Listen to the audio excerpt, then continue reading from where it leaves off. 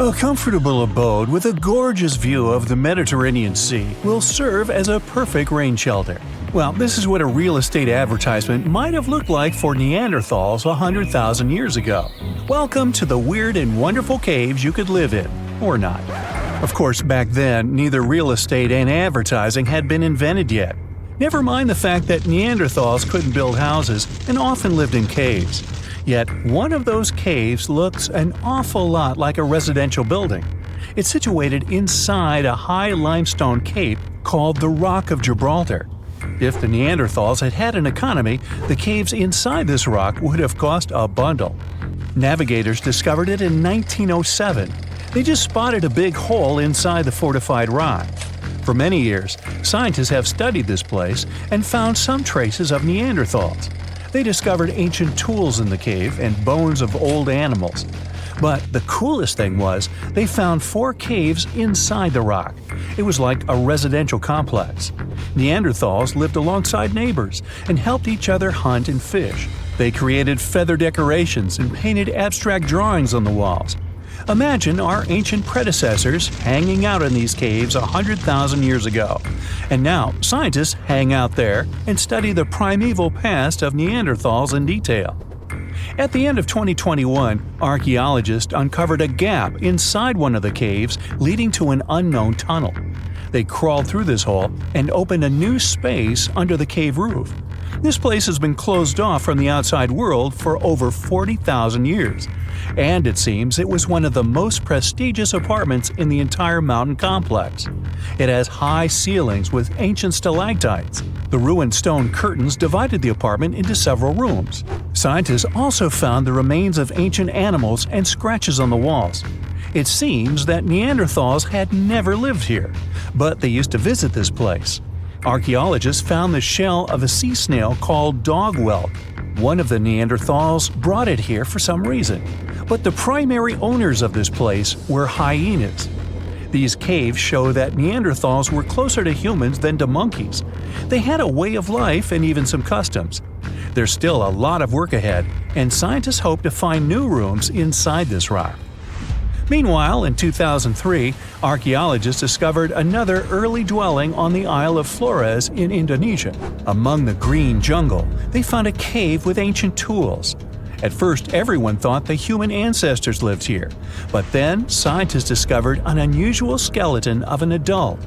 A thorough analysis showed the skeleton belonged to a 30-year-old woman, 3.5 feet tall, just above the waist of an average adult. The woman's weight was equal to the weight of an adult shepherd. The skeleton didn't belong to Neanderthals or Australopithecines. It was a new unknown species, which scientists called Homo floresiensis, or simply the hobbit. Also, there were remains of unusual ancient animals in the cave.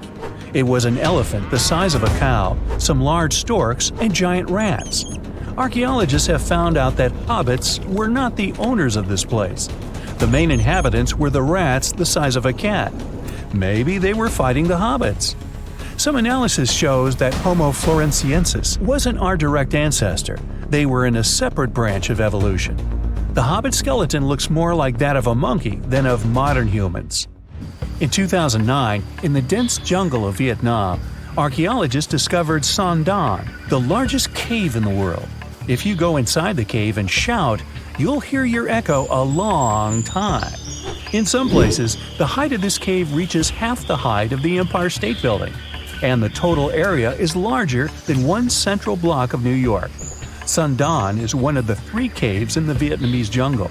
Many intricate mazes connect these caves. Inside, you can find unique plants and trees that live separately from the outside world. It's a real underground jungle. In some places, you can find collapsed ceilings that let the sunlight in. Besides unusual trees and plants, ancient stalactites hang there. Some limestone deposits are more than 450 million years old. They were here even before dinosaurs appeared. There are also many rivers in the cave. Rainwater coming down from holes in the ceiling has formed them. Fast streams resemble slides in a water park. They lead to unknown underground labyrinths. Scientists have studied only a small part of all these caves. The next unusual cave is in New Zealand. Hundreds of thousands of fireflies live inside. Each of them glows with a blue light. Together, they light up the cave. It may seem to you that you're on another planet, but you can't stay there for a long time. Special air measuring devices are everywhere. Scientists monitor the level of carbon dioxide necessary for the normal existence of fireflies. These insects are sensitive to the environment. If there are many people in the cave, or they stay there too long, the park staff will ask them to leave the place. It's like you're literally stealing oxygen from the fireflies. We've seen some pretty amazing caves so far, but how about a scary one? We're going to the desert of Yemen's Al-Mara province. What we're looking for is not a cave, it's just a black hole in the ground, right in the middle of the desert. It's big, the size of a basketball court. It's not its size that could scare you, but what's inside. Scientists are still not sure what it is. From the depths of this black abyss, a disgusting smell of rotten eggs constantly comes out, and sometimes you can hear some strange, frightening sounds. The blackness of the giant hole in Yemen absorbs all the sun's rays, so you won't see what's there even with a powerful flashlight. People flew over this place by helicopter. They filmed using drones and the most powerful lenses, but they didn't catch anything except darkness. It looks like a big ink spot in the middle of golden sand. The locals are afraid to approach this place. They believe the cave leads to another dimension where evil creatures live. At the moment, the giant hole in Yemen is one of the most poorly studied and mysterious phenomenon of nature. How did it appear? How old is it? Where does it lead? Scientists are trying to find the answers to these questions. There are theories that the hole appeared because of construction work. Geologists drilled the soil nearby in search of minerals. It could have caused fluctuations in the Earth's crust and collapsed the surface. But no one can prove this theory, yet. And now, imagine a place where sunlight has not penetrated for more than 5 million years. There's little oxygen, and it's cold and damp. Still, life is born in this place, not only microbes and bacteria, but also something bigger. The living conditions in this cave are very different from the usual ones, so, in a sense, this cave is like another planet. It's the Movile cave in the southeast of Romania, near the Black Sea. The entrance is a small hole in the ground. Inside, a tunnel leads deep below the surface. The levels of hydrogen sulfide and carbon dioxide are above normal inside the cave. The air here is half as much oxygen as on the surface. People can't be here without an oxygen mask, but other creatures living here can. The cave is home to 48 species of living organisms. 33 of them are unknown. Here you can meet some unusual insects, white snails and white spiders, millipedes with huge whiskers, transparent shrimp, and unique species of leeches. They all live here thanks to the little bacteria autotrophs. They absorb carbon dioxide and release food particles. Bacteria feed on it. Other larger organisms feed on these bacteria, and some bigger organisms eat those little ones. In the end, everyone gets food. In this cave, evolution has created a biological system separate from the rest of the world. Over millions of years, our planet has changed a lot. Ice ages, shifting tectonic plates, global floods, meteorites. Whole species of animals have come and gone over millennia. At some point in all of this, we humans came along. Now imagine a place that was cut off from the rest of the world for 5.5 million years, possibly much more. A place that no human had ever set foot in before. In 1986, we finally found it, Movile Cave. You head to the airport and buy a ticket to Romania. Next, you rent a car and drive southeast. You're looking for Constanța County, right near the Black Sea. Your phone says you're there, so you stop the car and look around. You're in the middle of a deserted field, nothing but a wide, lifeless plain. Then, you see it. A hole in the ground. As you move closer, you realize it's a shaft that leads deep down into the Earth's crust. Before you descend into the darkness, you take a rope, a hard hat, a powerful flashlight, and an oxygen tank. Don't forget to wear your protective suit and oxygen mask. You climb down slowly and look around. It's pitch dark below you, and you feel a little uneasy. But something's off. The darkness, it's not cold. Warm air wafts up from the depths. Finally, you feel the ground under your feet. You look around and see a lot of tunnels ahead that lead into the depths of the cave. The tunnels are covered with dry clay. Moving forward on all fours, you notice something. The air is getting warmer and wetter. You come out of a narrow tunnel and find yourself in a huge cave with a lake in the center. Now for the hard part, you have to dive in. The moment you get in the water, you get attacked by the smell of rotten eggs. You've just touched sulfide water, and now smelly hydrogen sulfide is everywhere.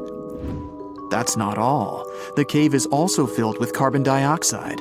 Normal fresh air on the surface is about 20% oxygen, but here it's only 10%. Not enough for us to survive without our trusty oxygen tank. Still, all those other gases give you a nasty headache. You turn on your flashlight to full power and dive under. Somehow, you need to swim through these narrow underwater rifts. There are a lot of them. It looks like an underwater maze. You're a little worried, but your O2 tank is still pretty full. You squeeze through the rifts and finally find an open area. You freeze. From above, below, from all sides, you start to hear the sound of crawling creatures. The flashlight beam catches thousands of slippery, fast insects. This cave contains 48 species, 33 of which are completely new to us. Strange white snails crawl along the walls, and transparent shrimps, even small leeches, swim in the water. White centipedes with huge whiskers and transparent spiders shuffle around under your feet. There are even 2 species of scorpion, as if you weren't scared enough. Water scorpions, and another kind, as yet unidentified. It's not exactly your typical desert scorpion. Actually, nothing around here looks normal. All the creatures here are white or transparent. They don't have eyes, just long legs and whisker antennas that help them navigate in the watery darkness. It's a sci-fi director's paradise. You couldn't make this stuff up. The deeper you go into the cave, the less oxygen there is. Amazingly, there are even more small monsters running around. The air is all methane and carbon dioxide. These bizarre little things have never seen the sun, never been out of this cave.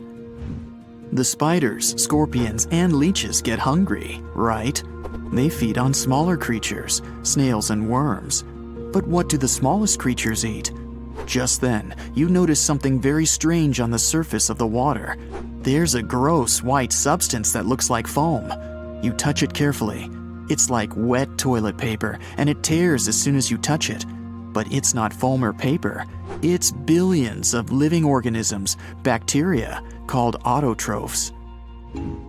These bacteria make food from carbon dioxide, but they don't make it from the air like plants or trees.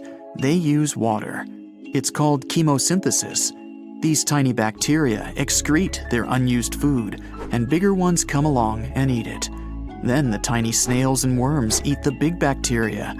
A whole wacky, unique food cycle deep underground in a random cave in Romania. That's why you need that protective suit and mask. It's not just for your comfort and safety. Without the suit, you might accidentally leave behind some human bacteria from your skin or something. It could ruin the delicate balance of life in this underwater world. The underwater cave is too small and dangerous for expensive scientific equipment, so you grab a couple of samples of water, land, and air and get out of there as fast as possible. The cave hasn't been fully explored yet. The Romanian authorities don't allow just anyone to scuba dive on down there. Let's see in a few years. Who knows what else they'll find? You're back at your fancy lab, and you start to understand why that cave is such a big deal. The conditions in movile are almost the same as in the first years of Earth's existence.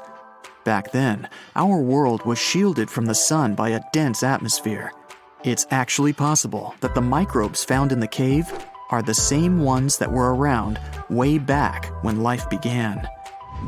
These bacteria could turn out to be incredibly useful. They oxidize the dangerous gases, methane, and carbon dioxide. Basically, they make them harmless. Thanks, little guys. Movile Cave isn't the only extreme place on Earth where life still finds a way to survive and thrive. Picture the Eiffel Tower in Paris. Now imagine 10 of them on top of each other. Now imagine drilling down that deep. Got it? Life still goes on, even this far down. There's almost no oxygen there. The pressure is insanely high, and it's hotter than the hottest desert. Welcome to the nematode empire. Nematodes are worms, and these wiggly dudes are tough as nails. When there's no air, no food, or it's just too hot, they transform. It's called the dower stage. It's a state of stasis, of deep hibernation. The worm's metabolism slows way down. It's like they go to sleep for a long time and only wake up when there's enough air or food around, or when it gets cool enough. And you don't have to dig that deep to find these creatures. Nematodes are found all over the world. They live in hot springs, in deserts, high up in the mountains, in the harsh cold of Antarctica, inside animals, and even inside the human body.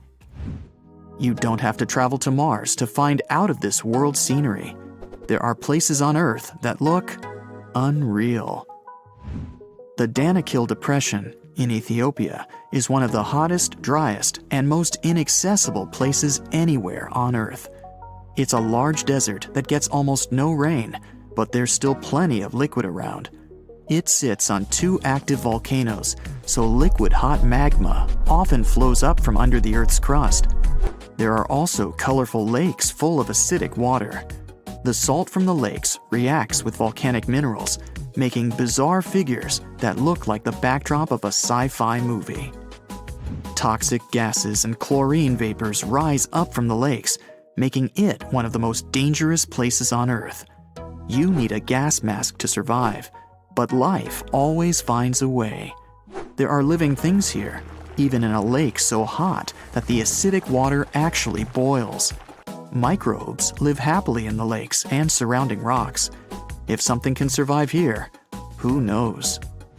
You can find another tough survivor in the Lut Desert in Iran. They've just discovered a new and special kind of crustacean there. These creatures live in small lakes that appear from time to time thanks to desert rains. This species can survive for decades in dry sediments, just waiting for a tiny bit of water. So these are all very small life forms, but are you in the mood for some monsters? Scientists have just discovered them swimming in the waters off Antarctica. Massive sea spiders, huge starfish, transparent shrimp-like things. In 1 month, researchers found about 30,000 sea creatures, many of them never seen before. Who knows what else is down there? You're walking down the street. You see a strange-looking antique shop called Ageless Trinkets of Mr. Bright. You're curious, so you enter there. You take a look at all the weird stuff. Suddenly, an old folded parchment paper catches your attention. It's a world map, but something's off with it. Instead of showing the countries as you know them, it shows the locations of 4 mythical lost worlds and civilizations. Mr. Bright, the shop owner, comes next to you after realizing your shock. This map won't let you find these places or anything, but I can explain to you the legends behind them if you want, he says. Let me begin with Atlantis. You might know it as Aquaman's underwater kingdom, but Atlantis, the fictional island, was actually first introduced in 2 of Plato's works. According to him, Atlantis was a highly advanced civilization that existed about 9,000 years before his own time, and its story had been passed down by poets, authors, and others. He wrote about Atlantis and its citizens to give a moral lesson and to teach about the dangers of arrogance, as well as the eventual downfall of those who are after too much power. In his dialogues, Plato stated that Atlantis was a great and powerful empire that was respected in all parts of the world. It was founded by beings who were half deities and half human, and became a great naval power after a while. Being an island filled with gold, silver, and other precious metals certainly helped their case. But besides that, it was also known for its breathtaking architecture and state-of-the-art technology, as well as its countless rare and exotic wild animals. Atlanteans were proud of their great achievements and the perfection of their civilization, but their excessive pride was going to bring their downfall. They believed they were so superior that they could gain control over any nation. This led them to launch a series of invasions. They conquered many of the Mediterranean lands, but when it was time to enter Athens, Athenians pushed back with an extraordinary force, so the Atlanteans were finally defeated. Plato stated that deities then got angry at Atlanteans because of how wicked, greedy, and immoral they became. So they punished them by sending earthquakes, which caused Atlantis to sink beneath the sea. Although the earliest written records of Atlantis were Plato's works, some people still believed his story to be based on truth and tried to identify the island of Atlantis with actual countries. Some people suggested it may have been located in the Mediterranean Sea, near the coast of Spain or Italy. Others thought it may have been located in the Caribbean, off the coast of Central or South America, but there was no solid evidence to support any of these claims. One theory, in particular, seemed more plausible than the others, though. Located in the Aegean Sea, the island of Santorini was the home of a highly advanced Minoan society. However, due to a huge volcanic eruption, it was destroyed about 3,600 years ago, causing the Minoan civilization to suddenly disappear. These similarities between the fictional Atlanteans and the historical Minoans made Santorini a good candidate for the speculations. Yet again, there were still major flaws with it, such as how the time when Plato said Atlantis was destroyed doesn't coincide with the time of Santorini's eruption. So Atlantis still continues to be regarded as nothing more than a popular legend in the scientific world. Now, let's move toward the northeast direction on the map, Mr. Bright says. According to Celtic Breton mythology, there once was a magnificent city called Ys, also known as Caris, that towered over Douarnenez Bay in France's Brittany region. It was the most wealthy city in the entire Atlantic. It was especially famous for its beautiful gardens and buildings, and its citizens were all living comfortably and happily there. Dahut, who was King Bradlon's daughter in Breton legends and literature, had a deep love for the sea. She begged her father to build a city at the edge of the sea, and that is how the city of Ys was established. Little did she know that she would be the one responsible for the destruction of her father's beloved gift. You see, since the city was surrounded by the sea, it needed to be protected by a dike equipped with floodgates, and these gates could only be opened at low tide. And the only one who had the keys to these gates was the king himself. One day, a handsome red knight arrived at the city, but couldn't pass the gates. Dahut was so taken by him that she wanted to let him in. She knew that her father was the keeper of the only key to the city, so she sneaked into his room and stole it from him. Then she gave it to the Red Knight so that he could enter the city and they could be together. However, the Red Knight turned out to be the Prince of Darkness, and he intentionally left the gate open to the raging sea. The waves soon swallowed all of Ys.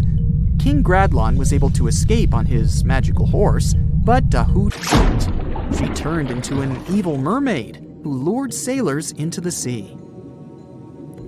Today, if you go to Quimper, a city in Brittany, northwest France, you can find the statue of King Gradlon riding on his horse.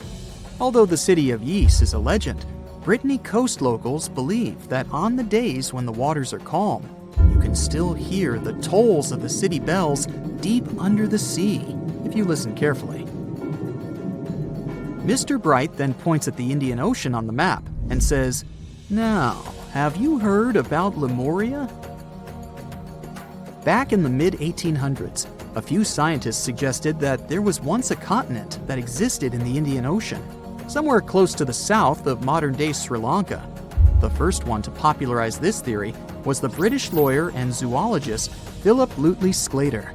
In his paper, The Mammals of Madagascar, he stated that he found lemur fossils in India and not in Africa. However, this discovery was extremely shocking to him because of the fact that lemurs' original homeland, Madagascar, is much closer to Africa. He proposed that this was possible only if some larger continent connected the two once. He stated that this continent must have eventually sunk to the ocean floor. He then named it Lemuria, and hence the theory was born. People who came after Sclater took his theory a step further and thought that Lemuria was also the home of an extinct race of humans called Lemurians, who had 4 arms and enormous bodies, and were also the ancestors of modern-day humans, as well as lemurs. Of course, as new scientific discoveries were made on plate tectonics, evolution, and the study of DNA, the theories regarding the fictional continent called Lemuria were debunked. The last fictional land on the map is Agartha, Mr. Bright says. Taking its roots from Eastern mysticism, one legend says there's a kingdom called Agartha that is located deep beneath the surface of the earth. It's where all 4 corners of the world are connected by paths and tunnels. It is said that there's a secret entrance into Agartha hidden in the Gobi Desert, and it's built by Agarthans themselves using advanced technology that can't be detected by us, the surface folks. According to some beliefs, Agartha exists to counterbalance the energies of those who live above the surface. While we live in a state of rush and heightened emotions, this world beneath us is the total opposite. Some even say that those who escaped Atlantis fled here to continue their lives inside the Earth's core. And yet, others think it's actually a land that's crawling with all kinds of monsters. But there's no need to be scared, since modern science proved Earth's core is not actually hollow and is a solid hot iron ball. So you can cancel your journey plans to the center of the Earth if you've made any. Thanks, Mr. Bright. In 1991, somewhere in the lush jungles of central Vietnam, a local logger found a mysterious hole among the foliage and bushes. He looked in there and felt a strong wind blowing into his face. Then he heard a strange sound from the cave depths and realized that it was the sound of a river. The logger didn't check the cave, but decided to go back there with a flashlight and a rope. When he returned, he couldn't find the cave anywhere. He spent a few years searching for it. Finally, in the 2000s, the logger managed to locate it again. In 2009, he brought scientists to this place. They found out the cave, called Doong, is the largest in the world. There's so much space here that you'll hear a long echo if you shout. Doong's main passage reaches 660 feet in height in some places, which is more than half as tall as the Empire State Building. The area of the cave is so huge that an entire New York City block with 40-story skyscrapers would fit in there. There's a deep underground labyrinth under the jungles of Vietnam, hiding 3 of the largest caves in the world, and Doong is number 1 on this list. The vast space inside is filled with various plants, unique microclimates, and different landscapes. There's a real jungle growing underground. It became possible thanks to the collapsed ceiling in some places. It lets sunlight penetrate there from above. There are huge stalactites 250 feet high on the ceilings and walls, which is more than the length of a passenger Boeing. They've been here between hundreds of thousands and millions of years. Some limestone deposits are more than 450 million years old. It means they've existed since the time long before the dinosaurs. Besides the jungle, there are also many rivers in the cave. They were formed because of rainwater coming down from holes in the ceiling. These rivers are smooth and fast, like slides in a water park. But riding them isn't the best idea, since they can carry you into one of those long labyrinths that the cave is full of. And we still don't know where they're going. You may find yourself in another unknown part of the cave. This is what happened in 2018. 3 divers accidentally discovered new areas in Doong. The cave turned out to be much bigger than everyone thought. They dove into one of the cave's lakes and reached a depth of 256 feet. At the bottom, they found a separate tunnel. Divers lowered a fishing line with a lead weight there and found out that this place reaches a depth of 394 feet, and the tunnel is more than half a mile long. We still don't know the exact size of the tunnel. Sundong also connects to another huge cave. There are lots of things you can see in Sundong besides underground labyrinths and rivers. You can find spacious rooms with lakes, and you can walk for hours along dark mountain corridors. This place is strikingly beautiful, but dangerous at the same time. And the coolest thing is that you can take a walk here. Since 2013, Sundong Cave has been open to tourists. It's not just an easy walk to take some selfies though. The expedition to the cave lasts for several days. For the first day and a half, you'll explore the third largest cave in the world. And only after that, you'll reach Sundong. The path will take you through rivers, dense jungles, mountains, and rocks. You can meet many exotic birds, monkeys, and other animals. And according to many people, the way to the cave is even more impressive than the cave itself. When you reach your destination, you'll spend the next few days exploring Sundong. Together with other tourists, professional guides, and porters, you'll be sleeping in tents in different places in the cave every day. You'll see some stunning landscapes and, get ready for this, 400-million-year-old majestic fossils. There are also dark rooms with lakes that are good for swimming. Such adventurous expeditions become more popular every year. People who visited the cave call it the most amazing place they've ever seen. Another amazing cave is located in Indonesia, on the island of Flores. It's quite small, but holds amazing things inside. In 2003, a group of scientists discovered ancient artifacts here, including fossils of primitive tools, such as sharpened stones. Scientists realized that hundreds of thousands of years ago, this place was home to our distant ancestors. Then they found a very unusual female skeleton. That woman was only 3.5 feet tall. This is the height of the waistline of an average adult person. That woman had no problems with her spine or with the development of her bones, though. This and other skeletons found in the cave belong to some unknown human ancestors. Scientists called this species Homo floresiensis, or simply, hobbit. The woman's weight was about 35 to 79 pounds. Analysis of the skull and bones showed she was about 30 years old. Hobbits probably lived on Earth between 190,000 and 50,000 years ago. There's a chance they met the ancestors of modern humans. The next cave is in Turkey. Imagine that you live in an old house and decide to make some repairs. You throw all the old stuff out of the rooms. The last place to sort out is your basement. You've hardly ever visited it and have no idea what's hidden there. But it's pretty spacious, so you decide to turn it into a room. You tear down the wall and discover the entrance to the cave. This is a tunnel that leads underground. You walk through the cave and see a real underground city. This happened in Turkey in 1963. One of the locals discovered a secret passage to a lost city in his basement. About 20,000 people could live there. There was enough space for livestock and food supplies. It's not just a maze of tunnels. There's a chapel, a school, stables, kitchens, walls, and other signs of civilization. The city was built in the Byzantine era, in the years 780 through 1180. It's not the only one down there and is connected to many underground tunnels and towns that stretch for several miles. Let's finish our journey in the strangest and most frightening cave. We're going to the southeast of Romania, near the Black Sea. Here, on a desolate wide plain, you can find a hole. This is a tunnel leading deep underground. The air inside the cave has high levels of hydrogen sulfide and carbon dioxide. Under normal conditions, the air we breathe contains around 20% oxygen, but it's only 10% here.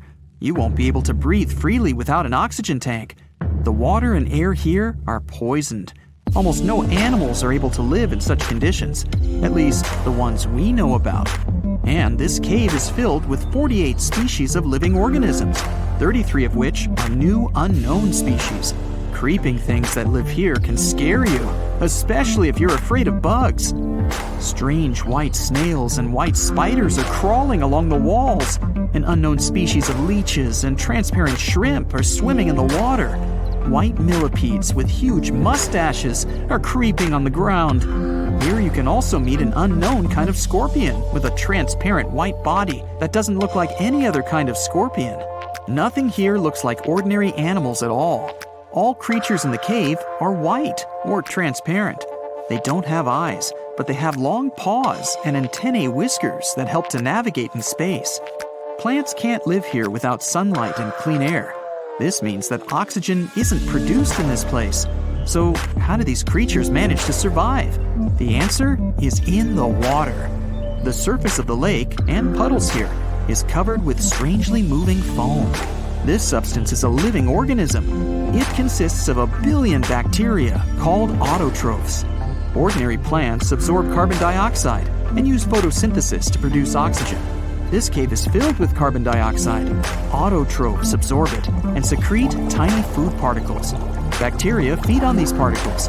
Larger organisms then feed on those bacteria, and so on. In the end, there's enough food for everyone. This process is called chemosynthesis. It's like photosynthesis, but uses water instead of sunlight in its chemical reactions. In this cave, evolution has created a completely unique biological system, separate from the rest of the world. You're way more Neanderthal than you think, at least when it comes to your DNA. These ancient hominids were shorter and stockier than humans today. They made stone tools, used fire, wore clothing, and had some rituals of their own. The official theory says that they went extinct 40,000 years ago, but a new study says Neanderthals probably never really disappeared completely, but could have mixed with modern humans. It looks like every modern human has about 3% of the Neanderthal genome in their DNA. If it's accurate, it means Neanderthals were more connected with our ancestors than we previously thought, and shared a long history of living together. Neanderthals were very close relatives of modern humans, but our families separated about 500,000 years ago. More than 10 years ago, scientists discovered that Neanderthals had families with the early humans who traveled out of Africa. Because of this, people living outside of Africa today have about 1 to 2% of Neanderthal DNA in their genes. We now have only 3 really good examples of complete genetic code from these ancient hominids. The first one comes from bones found in a cave in Croatia that are 50,000 to 65,000 years old.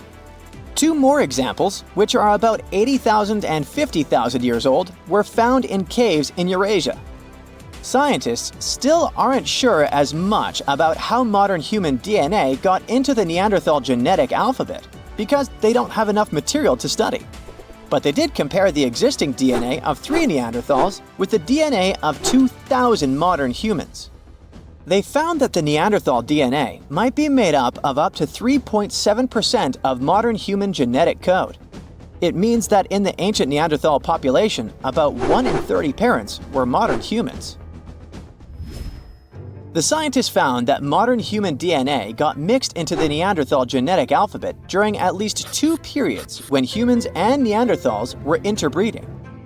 This happened once about 200,000 to 250,000 years ago, and again about 100,000 to 120,000 years ago.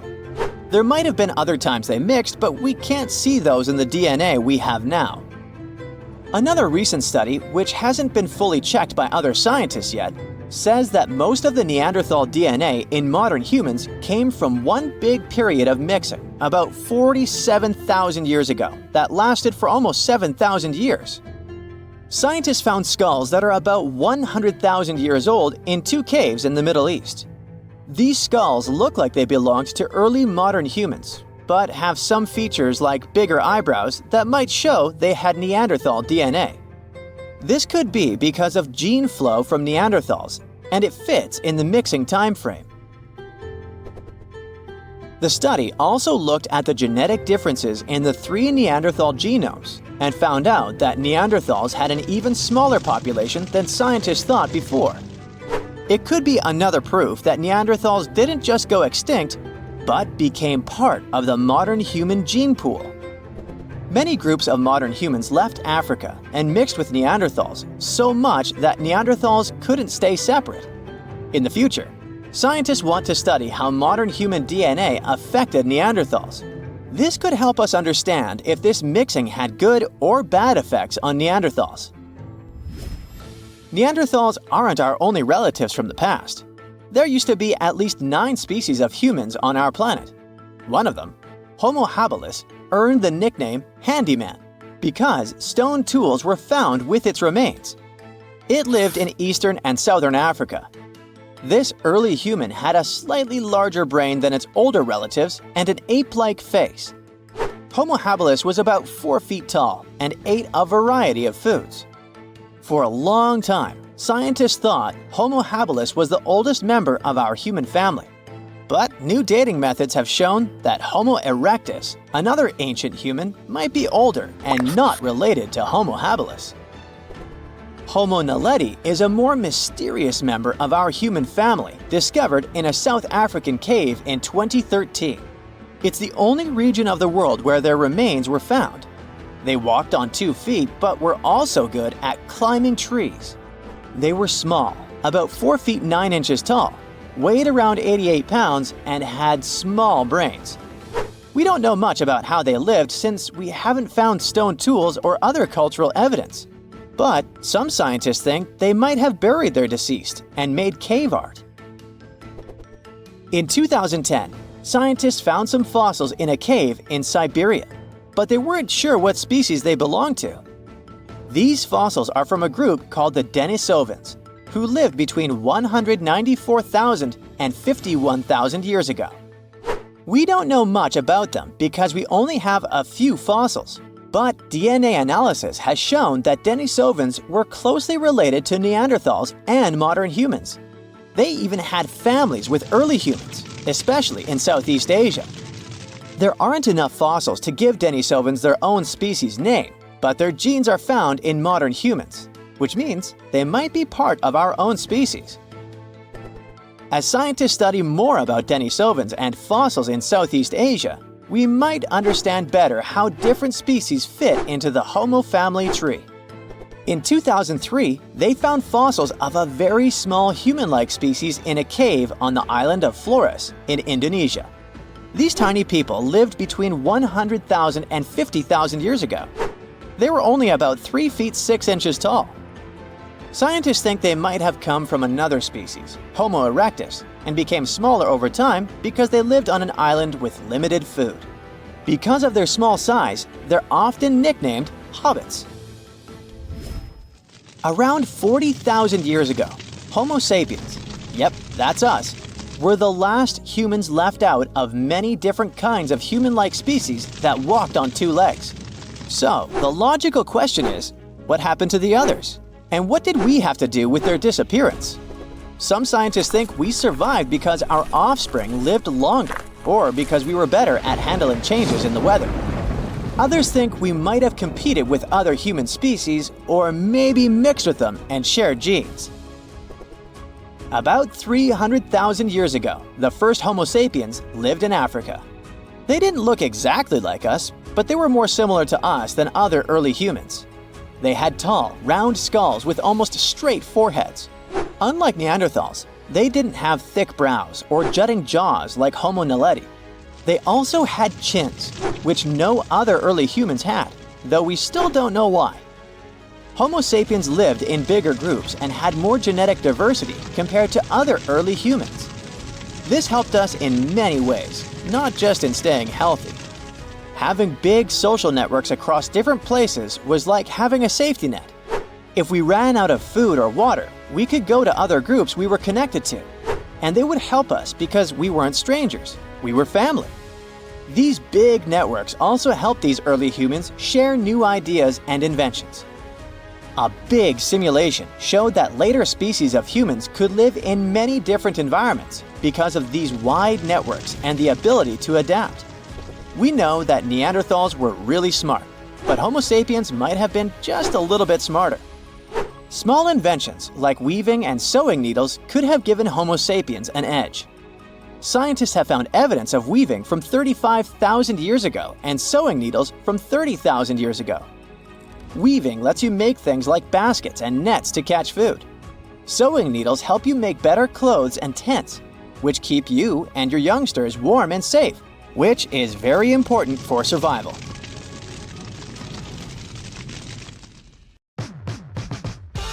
Ladies and gentlemen, your attention please. Alright, just listen up. The Guinness World Records Award for the deepest human invasion into the Earth's crust goes to the Kola Superdeep borehole. Ooh. Its depth is 7.4 miles. You can find it in the icy part of Russia where the winter temperature of minus 40 degrees Fahrenheit is a common thing. Well, that's chilling. Local scientists started to dig it in the 1970s. The grand plan was to reach a depth of 9.3 miles. It was a purely scientific project to study the Earth's crust and maybe get to the hot mantle. Well, when it's so cold outside, it kind of makes sense. Up to the depth of 4.3 miles, the drill easily coped with granite rock. Then, denser layers came and broke the drill. The scientists had to change the drilling pattern. In the end, it resembled a tree with many branches. The deeper it went, the hotter it became. The temperature went up to 350 degrees. The equipment was constantly out of order and work was stopped completely in 1992. If you see this legendary place with your own eyes, you'd hardly realize there's an abyss right beneath your feet. The borehole looks like a rather small and unambitious hole in the ground. The place is now abandoned, overgrown with moss and rust. It has its fair share of myths surrounding it too. One of them says people hear strange sounds like moans and screams from the depths. In reality, of course, none of this is true. At the time, many countries were engaged in the study of the Earth's crust. For example, Germany. They duly noted the experience of the Kola borehole and made a super tech drill that could withstand extreme temperatures. A location was chosen in Bavaria at the junction of two tectonic plates. In the past, they were the shores of an ancient ocean. In the early 90s, a group of researchers began drilling a well there. But already at a depth of 4 miles, the Earth fought back. It deflected the drill from the vertical, and then the temperature made a surprise spike to 520 degrees. All these problems forced scientists to stop at a depth of 5.6 miles. In 1977, a company in Austria started drilling a well at a site with plentiful resources, or so they thought. They did find large gas reserves, but there was an unexpected problem. As the drill entered the chamber, the well collapsed. They tried again and made a new, even bigger borehole that went as deep as 5.3 miles. But ironically, they weren't able to drill into the gas chamber again. In Sweden, expectations from drilling weren't met either. At the site of a huge crater 30 miles in diameter, they started the search for gas and oil. It's the largest crater in Europe, which must have appeared because of a meteorite. The well went deep, but unfortunately, nothing of interest was found. At 4 miles down, the drilling stopped. One of the deepest oil wells in the world is Bertha Rogers in Oklahoma. Its depth is almost 6 miles. In 1974, the Lone Star Company achieved such a stunning result in just over 500 days. For 5 years, it was the deepest borehole in the world, until the Kola Superdeep was drilled. Bertha Rogers could probably have gone even deeper, but the drill suddenly struck a molten sulfur deposit. It grew solid around the drill string, breaking the rig. If you can't get to the Earth's mantle from the ground, do it from the water. Project Mohole was just about that. It got its name from moho, the threshold between crust and mantle, and, well, a hole. You know, moho. Well, anyway, the project was launched in the 1960s and was overseen by the U.S. National Science Foundation. The crust on the ocean floor is thinner than on land, and the mantle is closer. Scientists had hoped that a 3-mile-deep underwater borehole would bring them there. They chose a location in the Pacific Ocean, where the bottom was at a depth of about 2 miles. There were 2 phases planned for the project, and the first was a success. A total of 5 wells were drilled, each not exceeding 600 feet in depth. Unfortunately, the second phase never happened. Too many problems were involved. So, apparently, there ain't no holes. Today, underwater wells are commonplace. Their main purpose is extraction of oil and gas. The EVA 4000 American drilling platform is located in the Gulf of Mexico.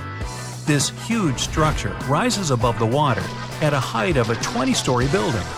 The platform moves around looking for oil at depths of over 6,000 feet, and when it finds a good spot, it's capable of drilling up to 6 miles into the seabed. Now, let's move to Africa. Here at the very south of the continent, there's a huge quarry, the Kimberley Diamond Mine. Now, it's easy to drill through the ground when you have the best equipment, but this hole was literally dug by hand. About 50,000 workers dug it tirelessly in the late 19th and early 20th centuries using ordinary shovels. And no, they hardly wanted to get to the opposite side of the earth. They were attracted by the enchanting brilliance of diamonds. One of the most famous precious stones, Tiffany, weighing 128.5 carats, was found in the Kimberley mine. The depth of the hole reached 790 feet. Just imagine how difficult it was to return from work.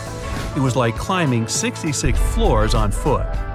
When the work stopped, the bottom of the pit was partially filled with soil, and then water flooded the place.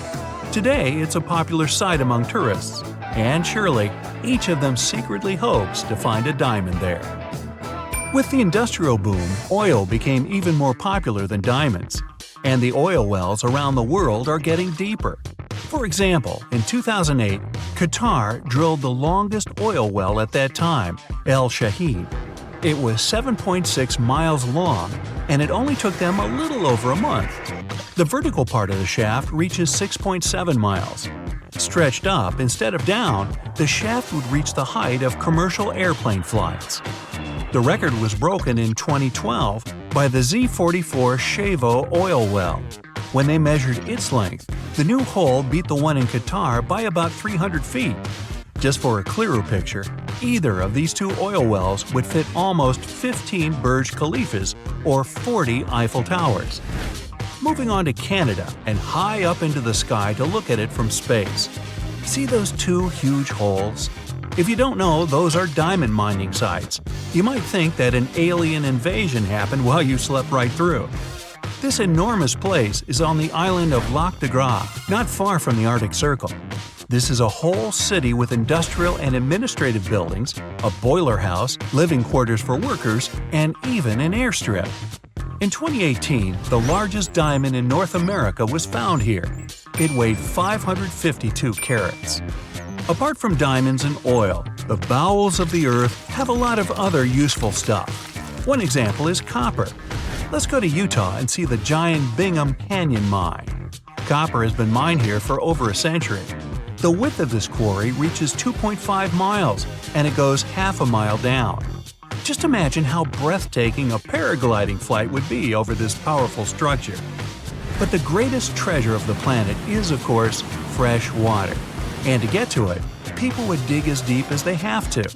The deepest water well in the world is found in Great Britain. It was dug by hand in the 19th century. People just had to keep on digging because they couldn't get to water, and as a result, they reached almost 1,300 feet. When the water finally gushed from under the ground, the workers barely managed to escape from the well. Many of us spend a huge part of our life under the ground. Yeah, I mean the subway. The deepest underground station in the world is in Kyiv, Ukraine. It takes over 5 minutes for the escalator to lower you to the platform. After all, you're traveling nearly 350 feet down. Sometimes nature decides to dig something deep on its own. Most likely, the Mariana Trench is the deepest point in the ocean. Its bottom, called the Challenger Deep, is 6.8 miles below sea level. Sunlight never gets there. The pressure down below is more than 1,000 times higher than on the surface. If you decide to dive to the bottom, you'll spend 4 hours of your time and a whole lot of money on the necessary equipment. Scientists have even found mountains there. By the way, if Everest was moved to the bottom of the Mariana Trench, we wouldn't be able to see its top on the surface. A little riddle. Can you dig water? The answer is yes, if it's in the form of ice. The Uran Observatory in Antarctica made it by digging boreholes up to 1.5 miles deep using hot water. Optical detector filaments pass through them. They capture elementary particles, neurons. In fact, this is a telescope that's directed not upwards but downwards into the ice. But that's a completely different story. Hey there, curious history buffs! Have you heard the legend of the ancient race of giants of Nevada? Yes, I'm talking about actual giants that allegedly lived thousands of years ago. Now I know what you're thinking. Giants, really? Well, archaeological finds add fuel to this debate too. And here's where it gets interesting. Lovelock Cave was indeed used as a burial site, and some of the remains found there are much larger than average human bones. The cave is by the Humboldt Sink in western Nevada. It was once part of an enormous lake, which eventually dried up, leaving a number of smaller ones, including the Humboldt Sink. The cave became the home of the Site-Ka tribe. According to the legend, these red-haired giants were so big that they had to be buried in the cave itself. Indeed, later on, archaeologists discovered 8 to 10 foot tall skeletons. This legend started to unfold when a mining engineer named John T. Reed talked to the locals in 1886. Once Reed saw the cave, he knew he was onto something. The news spread soon, but the cave was attracting another type of attention too. The deposits of a fertilizer known as guano were discovered inside the cave. So a mining company began excavating the precious resource in 1911 and soon shipped more than 250 tons of the fertilizer to San Francisco. Unfortunately, some of the human remains and artifacts were neglected and lost in the mining process. This led to an official excavation in 1912 and 1924.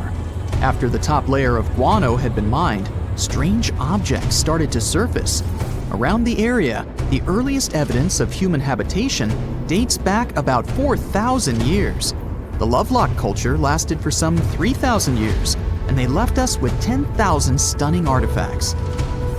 The pits in the cave were like a series of time capsules hidden at different depths. Archaeologists determined the age of each pit by its depth. It turns out that many different groups used the cave for storage over a really long time, and the things they stored there give us a really cool glimpse into their cultures. It's like a giant ancient storage unit full of hidden treasures. What have the researchers found besides the giant bones, you might ask? Some other bodies were mummified using a method similar to the one applied by ancient Egyptians. These remains also had something in common with the bodies discovered as far south as Lake Titicaca. Both mummies had some red hair. Yet, there are scientists who believe this reddish hue is the result of the interaction with the environment in which the bodies stayed. So, while the story of the red-haired giants may be a wild and intriguing tale, not everyone is convinced. Some experts believe that the bones found in Lovelock Cave are simply the remains of prehistoric animals, like mammoths or sloths. But others insist that there's something more to the story. Other relics, such as finely crafted baskets and exquisite duck decoys made from tule fibers, were also found there. In any case, this cave is worth the attention it gets. By the way, you can still visit this cave today and see the pits of different depths with your own eyes. But let me tell you one thing. It's in a hot, dry, and isolated place. Archaeologists have made another discovery that seems to be straight out of a legend. They think they found the palace of the one and only Odysseus, who was the legendary Greek king of Ithaca and the hero of Homer's epic poem. Move over, Indiana Jones. We've got some real-life adventure happening here from around 1300 BCE. Apparently, this is the only palace mentioned in Homer's epic poems that hasn't been found. The excavations have been made on the Ionian Islands, and the view from the ruins found on the island of Ithaca are exactly as described in the Odyssey, says the professor who led the excavation team. Known to the ancient Romans as Ulysses, the Greek hero took 10 years to return home to Ithaca after the fall of Troy. For many years, Homer's other epic, called the Iliad, which tells the story of the protracted siege of Troy by the Greeks, was regarded as a myth too. But then, in the 1870s, Troy was rediscovered in modern-day Turkey's Çanakkale city. So, if they found Troy, who's to say they couldn't find Odysseus' home? The researchers were following Homer's words as a roadmap. The excavation site has a building complex with 2 levels. It has important finds such as storerooms and workshops, a complicated drainage system, and fragments of pottery. It also has a well from the 8th century BCE, which is around the time when Odysseus is believed to have been the king. Yet, not everyone is convinced that the team has actually discovered the home of Odysseus. A British researcher named Robert Biddlestone insists that Homer's description of ancient Ithaca isn't very similar to the island that now has its name, and that Odysseus' kingdom was actually on the Isle of Cephalonia. However, Italian archaeologist Adriano La Regina might have a more realistic approach to this debate. He says that whether this find has a connection to Ulysses or not, what's more important is the discovery of this royal palace. Once upon a time, in a land far away, the Klamath Indians spread a legend about the creation of Crater Lake. Okay, maybe this land is not that far away, and it still exists. You can find it in south-central Oregon, in the western United States. Anyway, the legend has it that this lake was formed in a vicious battle between 2 volcanoes, Mount Mazama and Mount Shasta. Then the spirits of Earth and the sky, which are Lau, who ruled the below world, and Skell, the chief of the above world, joined the fight. It turned into a geological drama. During the battle, darkness veiled the land. The fight was over when Mount Mazama collapsed and sent Lau back into the underworld. Then the rain filled the pit and created a lake in the place where the mountain had once stood. Flash forward to our time. Scientists have discovered that Mount Mazama did erupt 7,700 years ago. Artifacts found in the area prove that the legend indeed contains some details about the explosion. The tale says that red-hot rocks were flying through the sky. This happened during the volcanic eruption that caused the mountain to collapse. This created the volcanic caldera, which later on got filled with water. What makes this legend came true story unusual is how long it has existed. According to researchers, these types of verbal stories lose their credibility within 600 to 700 years. That's why the legend about the creation of Crater Lake is so unique. So many generations, for hundreds of years, have been accurately passing down the information. This volcanic crater lake is now in a national park. It's famous for its deep blue color. The water in it is extremely clear. If you visit it today, the water you'll see won't be the same as for someone who will visit the place 250 years later. Because there are no rivers flowing into or out of the lake, the existing water evaporates and the lake gets filled again by rain and snowfall. Basically, every 250 years, the water is replaced. Plus, this lake is almost 2,000 feet deep, which makes it the deepest lake in the United States. Swimming is okay in the lake, but there's only one legal and safe trail to get to the shore. There are other activities, such as fishing and boat tours. Shared human experiences, such as birth, marriage, and aging, may explain why certain tales are shared globally. Similar struggles and obstacles faced by humans around the world generate similar themes in traditional stories about love, parenting, and mortality. So, do you have legends or tales you've heard of from your grandparents? Who knows? Maybe your ancestors too witnessed a cool historical event. In the ice caves of Mount Rainier in the United States, vibrant blues and whites form breathtaking ice sculptures that sparkle like precious gems. But don't get too close. These delicate formations are constantly at risk of collapse. As temperatures rise, ice chunks and flakes, some the size of a small car, break loose and fall from the cave ceiling. Explorers also face the risk of hypothermia, with freezing air inside and even colder meltwater flowing from the snowfield. The volume of meltwater increases as the day heats up, making the caves even riskier in the afternoon. If you dive into this strange pond in Norway, known as Plura, and swim around for around 1/3 of a mile, you will emerge into a long, colorful cave where limestone and marble formations form narrow and edgy passageways. If you are an okay diver, who does it just for fun, you can end your exploration there. But this cave system is the deepest in Northern Europe, so highly trained and experienced divers can continue exploring the course, which quickly plunges much deeper through pitch-black, ice-cold water, becoming narrow and difficult. In winter, temperatures drop to around 36 degrees Fahrenheit. Sadly, tragic incidents have marked this cave's history, as lost divers have faced perilous retrieval efforts.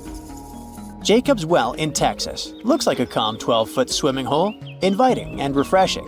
Yet, what lies beneath is a treacherous sinkhole leading to a hidden underwater cave system. The dark, secretive depths beneath the placid water descend vertically for about 30 feet, then continue downward at an angle through a series of silted chambers separated by narrow restrictions, finally reaching an average depth of 120 feet, which is about the height of a Ferris wheel. Despite its pretty appearance, the well claimed 9 lives between the 1960s and the 1980s, but some people speculate that the actual number could be higher. This is why these dark, secretive depths are still known as some of the most dangerous diving locations in the United States. As we dive deeper into the Earth, we find ourselves in Verkhovnica Cave in Georgia, known for being the deepest cave in the world. It is over 7,000 feet deep, plunging into the unknown, where there is a real risk of deadly floods from underground sources. At the deepest level you can reach, there's a stunning turquoise lake surrounded by jet-black limestone. It is described as a beautiful yet eerie spot that can quickly turn into a scenario where you need to fight for survival. When storms and thunder hit, the roar inside the cave is almost deafening, and the water floods rise really fast. When this happens, explorers cannot afford to wait. They must find a way out immediately. The thing is, caves and storms together are a seriously dangerous mix. Take, for example, the event that occurred in 2018 that had the whole world glued to the news. 12 boys from a junior soccer team went exploring in Thailand's Chiang Rai province with their coach. They raced their bicycles up into the forested hills to reach the Tam Long Cave. In high spirits, they clambered into the cave with just their torches, planning to stay for only about an hour. But they didn't emerge until 2 weeks later. That's because right after they entered there, heavy rainfall began, partially flooding the cave system, blocking their way out, and trapping them deep inside. This is how the world learned about the real dangers of the Tam Long Cave. The Kidam Caves, located in Mount Elgon National Park in Kenya, is considered one of the most dangerous caves in the world. The cavern walls are covered in scuffs and marks that appear to have been made by miners searching for gems or gold. But later, it was discovered that those strange marks were actually made by elephants that go inside and mine the rock, seeking its sodium-rich salts. Although it is interesting, that's not the reason the cave is so frightening. It turns out these caves have a long history of being a breeding ground for some of the most fatal viruses in human history. Just to be safe, it's best to stay far away from there. In Mexico, the Nika mine offers a jaw-dropping spectacle of gigantic crystals towering over visitors. This otherworldly landscape is more than just a visual marvel. It's also bathed in extreme heat, with temperatures rising as high as 136 degrees Fahrenheit. Additionally, the air in the cave has 90 to 99% humidity, making the environment feel even more unbearably hot. But before you start making travel plans to visit this amazing natural site, keep in mind that this cave is completely off limits to tourists. Only scientists with special permission can enter, and they must wear protective gear. Our next stop is in New Zealand, where you can find the Cathedral Cave, which is actually two connected limestone sea caves located on Waipati Beach. With 600 feet of tunnels reaching impressive heights of 98 feet, these caves are among the most remarkable sea cave complexes in the world. And they were formed after waves hit the same spot over thousands of years. The caves earned their name thanks to their acoustics, which are so good that they remind of those in a cathedral. However, you cannot test your singing skills at just any time, as it's only safe to visit during low tide. To avoid danger, visitors are only allowed when weather, sea swell, and tides are favorable. If you're not a fan of bats, you should definitely stay far away from Bracken Cave, located in Texas. During the summer, this dark hole becomes home to the largest colony of bats in the world. I'm talking about around 20 million Mexican free-tailed bats roosting there from March to October. Those people who are brave enough to approach say it's like watching a ballet as millions of bats emerge from the cave in synchronized waves, never once bumping into one another. If you listen closely, you can hear their wings flapping, which people describe as sounding like steady, gently falling rain. Now we arrive at Cueva de los Teos, which is known for an enigma that has intrigued explorers for decades. Located in the Andean jungle of southeastern Ecuador, this cave can only be accessed through a narrow 230-foot vertical drop known as the chimney. Inside, explorers find a labyrinth world of chambers the size of large buildings, connected by narrow galleries and impressive halls, some of which are pierced by jagged stalactites and stalagmites. If that isn't enough to make your heart race, wait. Cueva de los Teos is rumored to contain ancient artifacts and secrets from civilizations long past. Some say it holds a metal library with golden plates engraved with a previously unknown history of humankind. Others believe that the tunnels are too perfect to be natural, suggesting they must have been created by ancient people, possibly with the help of extraterrestrial technology.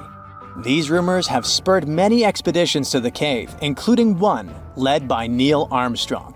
Yes, that Neil Armstrong, who sought to uncover its mysteries. To this day, however, the cave has kept its secrets well hidden. Just like Cueva de los Teos, the final cave on our list isn't particularly dangerous, but it'll certainly send chills down your spine. I mean, look at this stone wall, completely covered by hand shapes.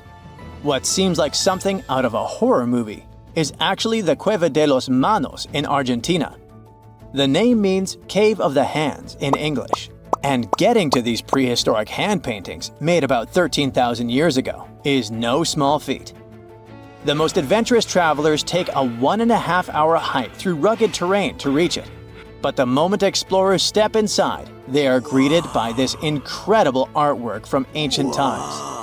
It is believed that there are around 800 hands inside this cave, with palms of various sizes, some small, others long and thin, indicating that in addition to men, the prints belong to women and children. Their authenticity is unquestionable, which makes it all much more interesting. So, how would you feel if you accidentally met your relative who lived around 9,000 years ago? It's exactly what happened to Adrian Targett, a retired history teacher from Somerset, England. He noticed a familiar face on the front page of several newspapers. It was the image of the so-called Cheddar Man. Sounds cheesy, right? Anyway, his skeleton was discovered in 1903 in Cheddar Gorge near Somerset. Now that makes sense. Scientists used his DNA as a model to create a portrait of one of the oldest humans found in Britain who lived back in the Mesolithic period. Cheddar Man's initial DNA analysis has shown that he was a typical representative of the Western European hunter-gatherer society. Years later, with the use of new technology, the scientists managed to establish that he had dark brown or black hair, dark skin, and bright blue eyes.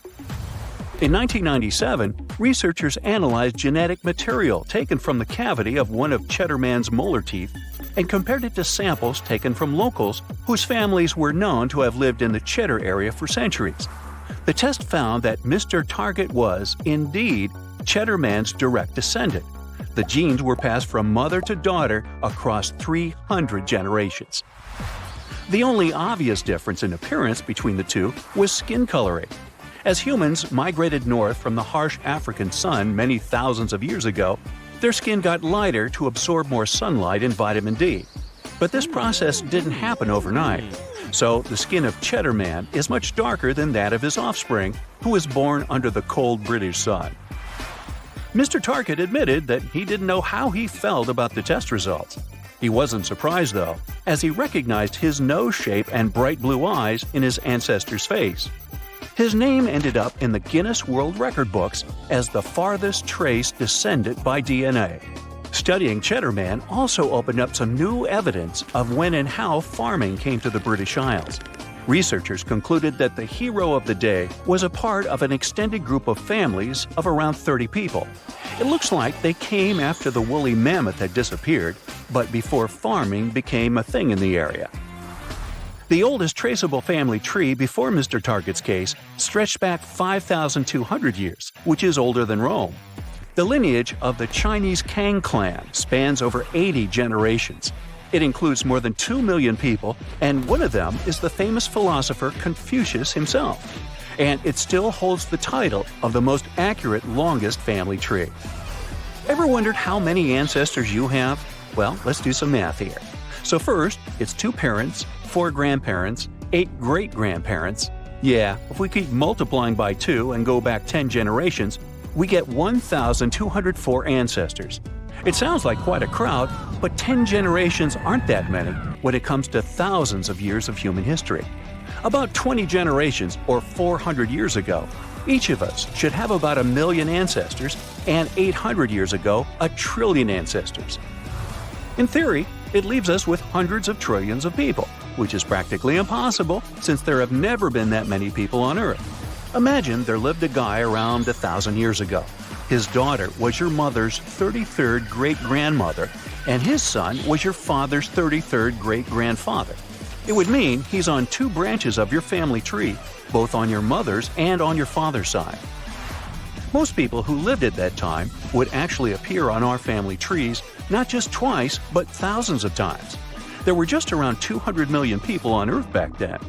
It means that each of them would have to appear 5,000 times on the family tree of each of us living today. Life isn't that mathematically even, though. Some people from the past never had children, and others had many of them, which means they'd be featured on the trees of many, many people. Steve Olson, author of the book Mapping Human History, used the help of a statistician, a computer scientist, and a supercomputer to calculate how interconnected the human family tree is. If you went back in time 2,000 to 5,000 years, you'd meet a human who could call everyone currently living their descendant. A journey a bit further in time, say 5,000 to 7,000 years ago, would let everyone living today meet their ancestors, and that would be the same people. This supports the theory that our family trees aren't inverted pyramids that keep endlessly widening, but diamonds. You start from yourself, and as you go back several generations, you see it grow wider. Then, at some point, the tree starts narrowing as it goes down to only a few ancestors and even to one person. This person probably lived a few thousand years ago, during the reign of Tutankhamun, or maybe during the golden age of ancient Greece. They didn't do anything particularly outstanding, and they never knew they would be the ancestor of nearly 8 billion people living on our planet today. So, the next time you visit an exhibition of ancient Egyptian art from the times when pyramids were built, remember that every hieroglyph and every piece of jewelry there was created by one of your great-great-great multiplied by hundreds grandparents. And that mummy in the center of the hall most likely is your ancestor as well. On average, most of us can trace our ancestry with high accuracy back to the 1600s. If you decide to build your family tree, you've got to do some research and learn as much about your ancestors as you can. Start at home and study all papers and photos you can find in the attic or basement. Letters, especially the ones with dates on them, diplomas, report cards, diaries, and postcards are all going to be your best friends in the search. You can also check out the local library or archives. They should have census records that can help you. The results of your search will depend on your ancestors' social status and past wealth. It's always easier to find data on someone wealthy and important to their community.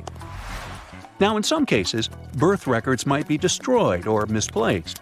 Your origins can also affect the search, as many cultures had oral histories and didn't record anything in writing. In Western Europe, they started keeping genealogical records during the 1500s. Before that, family members memorized their whole lineage, and of course, they mostly remembered only the names. Sometimes they'd also remember major events alongside key ancestors. In some cases, in ancient times, genealogy helped find the lawful heir to the throne. Royals and nobles who were candidates for the position would present their genealogical trees, just like you send your CV and recommendation letter now. The U.S. didn't start keeping lineage records until around 1910. Switzerland has records that stretch back over 700 years. China, for comparison, has been doing it for over 2,000 years. Another priceless source of knowledge is your elderly relatives. Each artifact you find and show them will most likely encourage a long and interesting story full of names and details. There are many free websites that will help you organize the information you find. The more users the website has, the more likely you are to find some of your ancestors in someone else's tree. You can also use your findings, especially stories you managed to recover, to write your family history book. Be prepared that this research might take many years. The more ancestors you find, the more you'll still have to discover. In case you prefer biology to paperwork, you can try taking a DNA ancestry test. Scientists will analyze your genetic material to trace the migration paths of your ancient ancestors from 1,000 years ago and will give you some information on your ancestral roots. You won't learn much about who your relatives were, though. Current tests can't go back further than 8 generations. There are many testing services available, and if you choose the ones with a large database, you have more chances of getting a match with other people looking for ancestors. Happy hunting! So, what's the longest you can survive without looking at your phone or watch to check the time? My personal record is about 13 minutes. But someone has no trouble living without knowing the time for 63 days. In the summer of 1962, a French chap named Michel Siffre took off his watch and went down into a cave in the French Alps. The then 23-year-old spent the next couple of months in complete isolation and without seeing the sun. And that's how he accidentally became the founder of a whole field of science called chronobiology, or the study of biological rhythms. Michel's original plan was to study an underground glacier he had discovered earlier. He wanted to spend 15 days underground, but then thought it wouldn't be enough to do serious research and decided to stay there for 2 months in the dark. It wasn't the comfiest of vacations, as his feet were always wet, and his body temperature was way lower than usual. He spent his free time reading, writing, thinking about his future, and studying his surroundings. He also slept well and ate when he felt like it. There was a team waiting at the entrance of the cave. They agreed the scientist would let them know when he woke up, ate, and before going to sleep. The team wasn't allowed to contact him, just to record when he was sending signals to make sure he was safe and sound and keep track of his life cycle. Siffre also informed them of his pulse and counted from 1 to 120, 1 digit per second. And that's how they found out his perception of time was seriously off. It took him 5 minutes to finish that task instead of the regular 2 minutes. When the team told him it was time to get out of the cave, he was confident it was only August, but it was already the 14th of September. Siffre thinks it had to do with an almost total absence of light. He had just a little light bulb in the cave. It all felt like one long day to him, and his memory couldn't keep track of what he was doing yesterday or 2 days before. The most important result of his experiment was proving that people, just like animals, do have an internal clock that doesn't depend on the day and night cycles. Siffre didn't stop there and went on dozens of expeditions to spend some time inside caves. 10 years later, he started a 6-month experiment in Texas. All this helped him to find that when people don't have time cues, they switch to a 48-hour cycle, not the 24 one we're used to. It would be 36 hours of activity and 12 to 14 hours of sleep. NASA used the results of his experiments to help astronauts who had short-term memory issues after some time in isolation. Now, in 2021, a Spanish woman beat Cephras cave record. Beatriz Flamini spent 500 days in a cave outside of Granada with basically no contact with the rest of the world. She insisted that the support crew wouldn't give her any news at all, even if something happened to her family members. The idea of this rough experiment was to test her own limits and also help scientists understand how staying in such extreme conditions affects the human mind and body. During the experiment called Time Cave, Flamini received food from a drop-off point and sent GoPro videos of herself to the support crew. They checked the footage to make sure she was physically and mentally fine. Flamini spent the entire time working out, reading books, painting, weaving, and making food. She didn't shower, but the support team took out her natural waste once every 5 days. At some point, flies filled the cave, but Flamini braved on and continued the experiment. Around day 300, she had to leave the cave and stay in a tent in isolation for about 8 days because of a technical issue. When 500 days elapsed, the support crew found Flamini sleeping. She had lost track of time completely and said it always felt like 4 a.m. to her. She didn't want to leave as she hadn't finished the book she was reading. Although she started hearing things that weren't real and had a strong craving for roast chicken, the extreme athlete never even considered leaving the time cave earlier than planned. Researchers from several Spanish universities will analyze the data from this unusual experiment. Intricate biological rhythms govern our lives, from the smallest cellular processes to the functioning of the entire body. These rhythms regulate various aspects of your physiology, including sleep patterns, body temperature, hormonal balance, metabolism, and cardiovascular activity. Many diseases get stronger during nighttime or in the morning. Shift work disrupts the balance between internal rhythms and external time, so scientists blame it for diseases. Jet lag is a good example of how your internal clock gets out of whack because you move to a different time zone. But light, especially when you catch it at certain times, can help reset your body clock. When you see light at the end of the night, it nudges your clock forward, and early evening light can push it back a bit. It takes about a day for your body to catch up with each hour of time difference. And since our natural body clock ticks around 24.2 hours, it's easier for us to adjust to longer days out west than shorter ones out east. That's why when athletes or researchers live underground for a while, they end up feeling like they're in a time warp.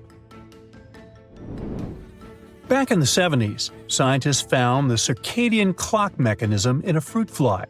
It has to do with different genes. One gene revs up the other, which then puts the brakes on the first gene, creating a swinging rhythm. During the day, when the sun's up, a photoreceptor tells certain parts of the loop to relax. There's a whole complex network of molecules and neurons making sure everything ticks just right. Every living thing's got its own circadian clock, with its own set of clock genes doing the work. Besides light, other stuff, like temperature and food, helps sync up an organism's clock with the outside world. Now, if you're feeling adventurous and want to try cave isolation yourself, how about the deepest one on our planet, Veriofkina Cave? It only got this title in early 2018. It was explored step by step, deeper and deeper. The first expedition to this cave in the West Caucasus only explored around 5% of it, but it was already nearly 400 feet. It was obvious there was much more to this cave, with a small entrance diving into the limestone of Earth's crust. Expeditions from all over the world went back there until they finally reached the bottom. The world's second, third, and fourth deepest caves are all nearby, hiding deep in the mountains of the Arabica Massif. It is one of the largest karst massifs on Earth, but it's still not well explored because it's really tricky to get to this area, only accessible up to 4 months of the year because of weather conditions. Going all the way down there is really tricky and takes several days. There are underwater waterfalls with near-freezing water, flooding, obstructed entrances, and other surprise dangers. So if you aren't ready for the deepest of them, you could go with the longest one. Mammoth Cave in Kentucky has over 400 miles of limestone labyrinths already explored and probably around 600 miles still to discover. Over 500,000 people visit the cave every year as part of organized tours. You can choose between a classical and more extreme version, learn about the cave's cultural history, or attend a concert within its stone walls. You can also enjoy meeting over 100 wildlife species living there. One of the most famous and unusual of them is the eyeless cavefish. It has adapted to the environment without light by no longer growing eyes. Around 150,000 years ago, the dragon men, with huge skulls, square eye sockets, and enormous teeth, used to roam the frosty forests of northern China. They didn't get their name after fire-breathing monsters, though, but after a river where construction workers accidentally found the first skull in 1933.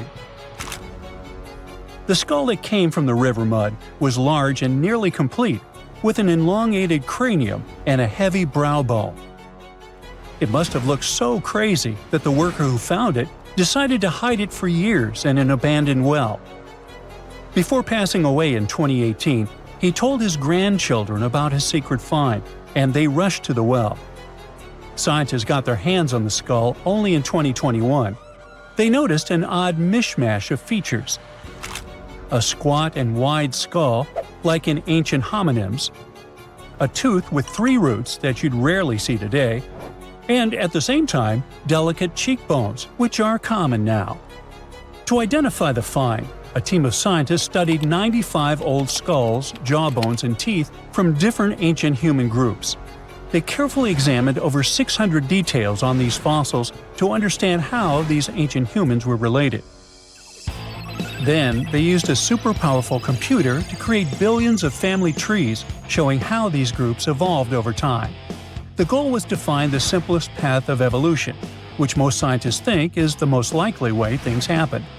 After all the calculations, the tree showed that the Dragon Man skull belonged to a new branch of ancient humans, and it turned out to be very closely related to modern human mammals. Researchers found out that the skull belonged to a man who lived at least 146,000 years ago in East Asia. Back then, modern humans, or Homo sapiens, lived alongside other human-like relatives, like the Neanderthals and Denisovans. The discovery of the Dragon Man, or Homo longi, as they also call him, could rewrite the story of human evolution. It might be closer to modern humans than even the Neanderthals. We just had no idea what his face looked like until now. A scientist from Brazil created a 3D digital model of Dragon Man's face based on his skull. Since some parts of the skull were missing, he used a complete skull from another ancient human, Homo erectus, to fill in the gaps. He then used special scans from modern humans and chimpanzees to figure out how the skin and muscles would fit on the skull. To make the model look more realistic and lifelike, the scientist also added hair and colors to bring Dragon Man to life. The final model showed that Dragon Man had the biggest head of any ancient human ever found, nearly 26 inches around. That means his skull was as big as a gorilla's, or even a lion's. Scientists believe that his generous size may have helped him survive the freezing cold winters of Harbin, where they found the skull, and where temperatures still drop to only 3 degrees today. Now, not all scientists agree that Dragon Man is a completely new species or where it belongs in the human family tree. Some experts think the skull's unique features might just be because of its size, rather than proof that it's a distinct species. People from the same species can look different based on their age, gender, where they lived, and how old the fossil is. Some scientists compare it to another skull found in China, which is considered part of another already well-studied species. Then there's the mystery of the Denisovans, an ancient human group that lived in Asia for thousands of years but left very few fossils behind. The closest match to Dragon Man might be a broken jawbone found in Tibet in 2019. Some scientists believe that means Dragon Man could be a Denisovan, but others aren't so sure because the Harbin skull has no jaw to compare it to. Scientists first discovered Denisovans in 2008, when they found a small piece of a finger bone in Denosovan cave in the Altai Mountains. They learned that the bone had belonged to a little girl, who was between 5 and 7 years old when she passed away around 40,000 years ago. The freezing weather in the cave had kept the bone in excellent condition. A couple of years later, another team of scientists managed to extract DNA from the find. They compared it to the DNA of modern humans and another ancient human species, Neanderthals. Her DNA was similar to both, but it was also different enough to show that she was part of an entirely new species of humans. No one had known about this group before.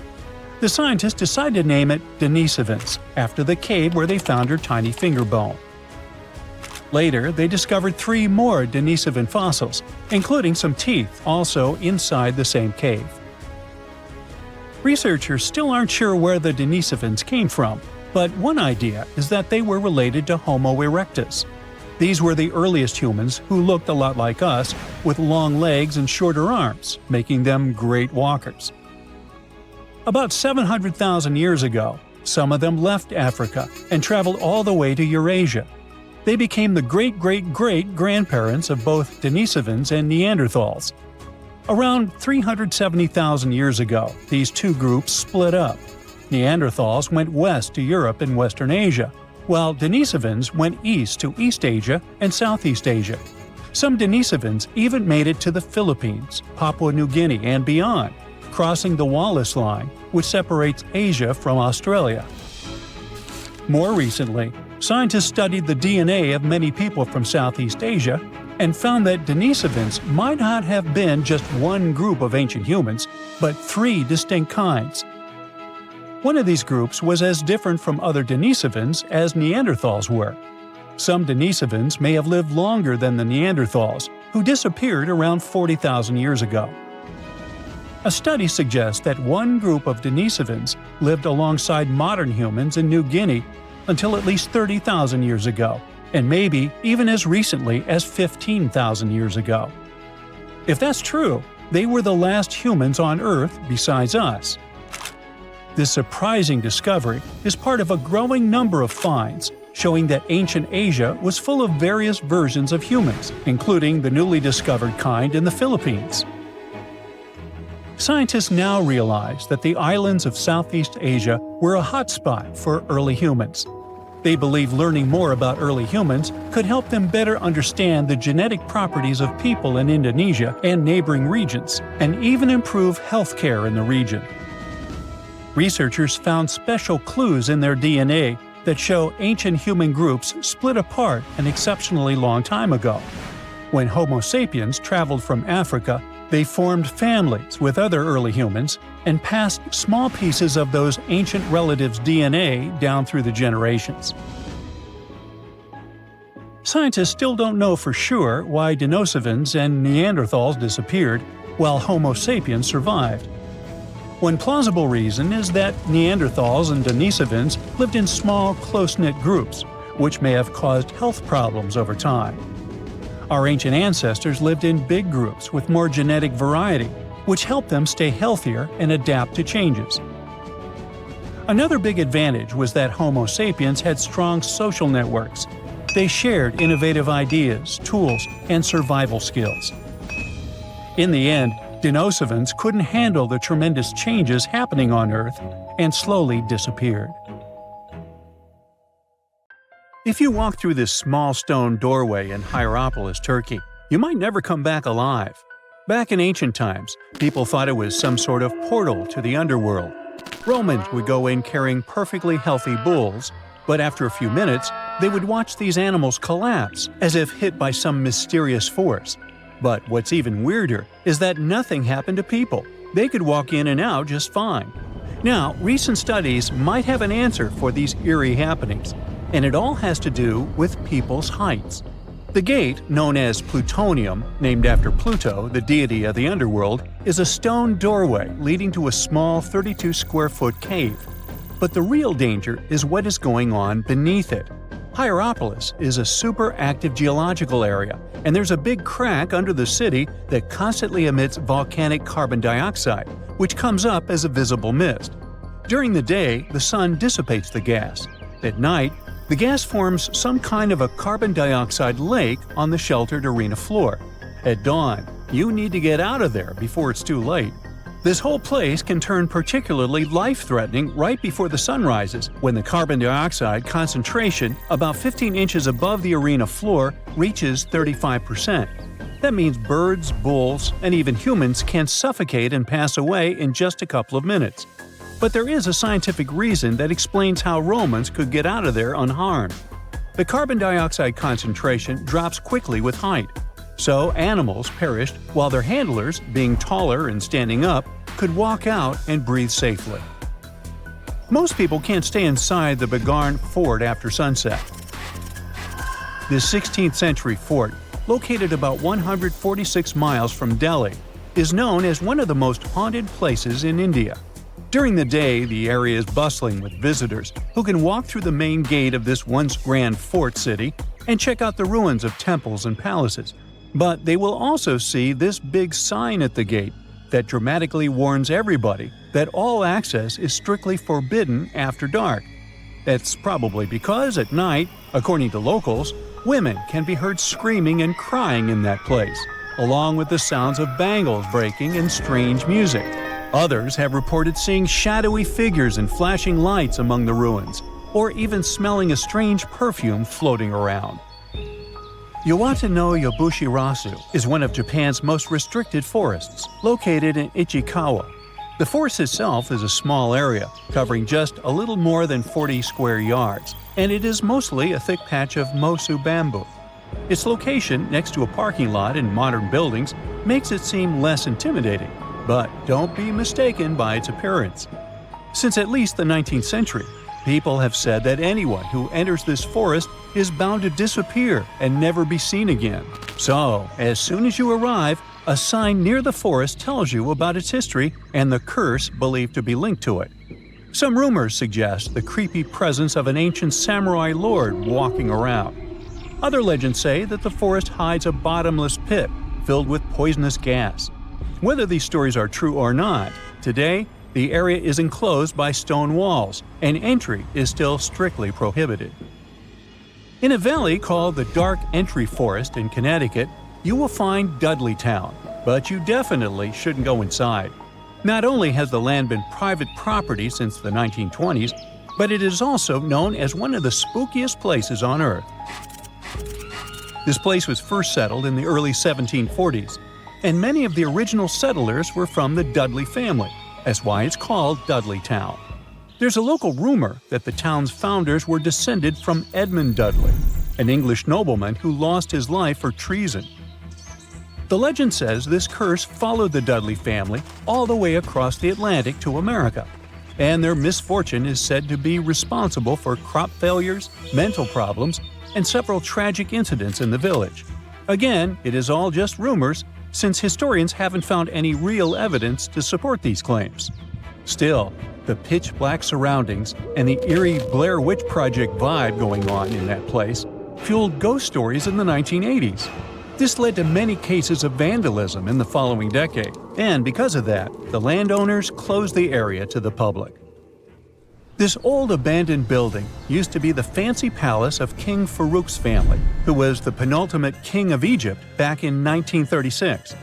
After his family members passed away, the palace was turned into a morgue. Locals say that today, the whole place is super creepy and off-limits. Some people have reported seeing light bulbs flicker and shadows move around, making strange noises. Once, a group of kids allegedly went inside and totally freaked out when they found all the doors had suddenly disappeared, leaving them in complete darkness. They had no choice but to start screaming for help. This Hawaiian island has been off-limits to people for over a century. It's called Ni'iau and is the smallest inhabited island in Hawaii, covering around 69.5 square miles. It has around 84 residents. The island doesn't have cell phone service, paved roads, or power lines, just solar panels for electricity. A single family has privately owned the island since 1864. when a Scottish farmer bought it for $10,000, which would be around $250,000 today. The island has stayed in the family, passing down to its descendants, the Robinsons. They have kept it private ever since, so access is highly restricted and basically by invitation only. The Erdstall tunnels are a network of about 2,000 mysterious underground passageways mainly found in Central Europe, especially in Austria and Bavaria. These tunnels are usually narrow and cramped, often just wide enough for one person to squeeze through at a time, and they are believed to date back to the Middle Ages, as far back as the 12th century. What's really puzzling about these tunnels is their purpose. Despite a lot of research, nobody really knows why they were built. There is a theory that they were used for storage, but since many of them are below the waterline and occasionally get filled with water, that doesn't seem very practical. These tunnels have very light, almost claustrophobic sections and sudden drops, which doesn't seem practical for other straightforward uses like escape routes, hiding places, or even spiritual purposes. To make things even more mysterious, there is a complete lack of artifacts, which makes it even harder for researchers to figure out what these tunnels were really for. Since 2019, adventurous people can get arrested if they try to climb this rock. Uluru, also known as Ayers Rock, has been off-limits because it is now considered a sacred site for local communities. But the fact that it is also extremely dangerous probably played a big role in the decision to close it off to visitors. This rock is 1,142 feet high, which is about the height of an 80-story building. The climb to the summit can be very slippery, and high temperatures, which can hit 116 degrees Fahrenheit in the summer, have led to people passing away from dehydration and heat-related issues. Something even creepier happens at the top of the rock right after storms. When it rains, small tadpole-like crustaceans called shield shrimp hatch in temporary waterholes and rock pools on top of Uluru. These extraterrestrial-looking creatures are about 3 inches long, and they spread their super-resilient eggs everywhere. When enough summer rain comes, they hatch and go wild, feeding on microorganisms and bacteria in the water. How these strange creatures end up in the fleeting pools on top of Uluru is still unclear, but the most likely explanation is that their eggs might travel there with the wind. Admit it, whenever you think about Neanderthals, you picture these large, human-like creatures wandering around, bumping their heads, afraid of fire, and making weird noises. That's really far from the truth. There's actually more Neanderthal DNA in your genome than you know. It's estimated that up to 4% of the DNA of some modern humans can be traced back to Neanderthals. If you have no idea who these people were, let me get you up to speed. The Neanderthal was a species of early humans that lived in Europe and Western Asia as early as 200,000 years ago. As for their appearance, they looked sort of like us, but they were physically stronger. Their skeleton was also more durable and able to cope with the harsh environment. 200,000 years ago, people didn't live in houses or apartment complexes. So, their bodies needed to be able to survive in the wild. What's even more surprising is that their brain was larger than ours. But did that make them smarter? To answer that question, let's look at how these people lived back then. Neanderthals were hunter-gatherers, meaning they had to hunt and search for food. Back in their prime years, farming wasn't la mode yet. They were skilled at making tools and objects to protect themselves with, like spears and stone knives. They used these things to hunt animals, yes, but also to make clothing. And speaking of garments, a new study showed that Neanderthals might have been more fashionable than we'd previously suspected. These recent findings show that they may have been skilled in using plants to create yarn. This is based on the discovery of pieces of fabric from over 50,000 years ago in parts of Europe, where Neanderthals used to live. This is really important because it's rare for archaeologists to find perishable artifacts, such as plant products. Most of the things we find these days from previous eras are pottery and pieces of rocks and bones because they can better resist the test of time. Researchers used a special microscope to examine a cord fragment made of twisted fibers, which may have been used for a tool or net. Since it looks like they were able to twist plant fibers into making a cord, Neanderthals had probably been much smarter than we thought. It shows that they had great observational skills and were great at picking out which sort of plant was better to use. They also used fires to keep warm and cook food. It looks like Neanderthals were able to make use of flames that popped out spontaneously but were not able to create them consistently. Scientists have looked at some Neanderthal sites and found large amounts of ash. That means they had to constantly maintain a fire because they were unable to start it again if it went out. Other specialists believe Neanderthals did use fire, but they did not necessarily need it due to their physical abilities, which allowed them to handle cold temperatures better than modern humans. So, what did Neanderthals eat? Scientists have been able to get a glimpse into their menu, but that's only because these ancient creatures had this nasty habit. They didn't brush their teeth. If you don't brush your teeth regularly, a film called dental plaque will form on the surface of your pearly whites. Over time, this plaque will harden and turn into tartar or dental calculus, which is a combination of minerals, microbes, and leftover pieces of food.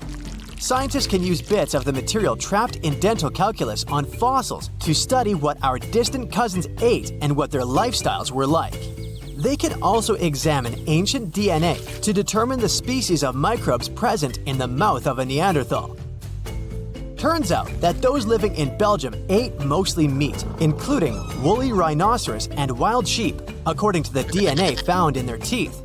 On the other hand, the Neanderthals found in the El Cedron cave in Spain had a more plant-based diet, including mushrooms, pine nuts, moss, and tree bark. Other Neanderthals from different locations also showed consistent evidence of eating plants. One of the Spanish Neanderthals even had dental problems, and the researchers found evidence of medicinal plants in his teeth. He may have been trying to treat his pain. Another study performed at the University of York found that Neanderthals had some sort of prehistoric healthcare system. It worked regardless of how bad the injury or illness was. The research suggests that this care was provided out of real concern rather than self-interest. This challenges the stereotypical image of Neanderthals as brutes and selfish creatures compared to modern humans. The study found that many Neanderthals had severe injuries requiring ongoing care, such as massage, fever management, and hygiene. One individual, who was around 25 to 40 years old at the time of his passing, had a degenerative disease that likely severely limited his ability to contribute to the group.